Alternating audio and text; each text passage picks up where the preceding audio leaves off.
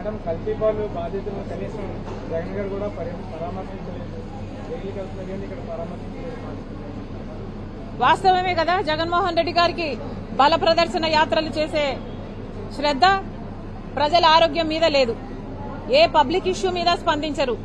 వాళ్ళ పార్టీ నాయకులకి, వాళ్ళ పార్టీ కాడర్కి, లేకపోతే ఆ సైతాన్ సైన్యానికి ఏదైనా ఇబ్బంది వస్తే తప్పితే జగన్మోహన్ రెడ్డి గారు స్పందించరు. 11 సంవత్సరాలుగా ఈ వెండరు అన్లైసెన్స్డ్ మిల్క్ సప్లై చేస్తున్నాడు అంటే మరి జగన్మోహన్ రెడ్డి గారి ప్రభుత్వం కూడా ఉంది కదా, మరి వాళ్ళు గాడిదలు కాసినట్టే కదా.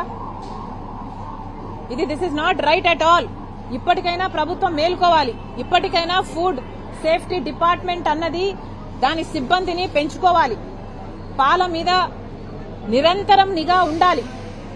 గుడ్లైతేనేమి లేక చికెన్ అయితేనేమి ఇవి కూడా గ్రోత్ హార్మోన్స్ ఉన్నాయి అన్న భయం చాలా మందిలో ఉంది. చాలా మందికి చాలా లాంగ్ టర్మ్ డిసీజెస్ వస్తున్నాయి. ఇవన్నీ కూడా అరికట్టాల్సిన బాధ్యత ప్రభుత్వానిదే. ఇవన్నీ చేయాలని కాంగ్రెస్ పార్టీ డిమాండ్ చేస్తోంది.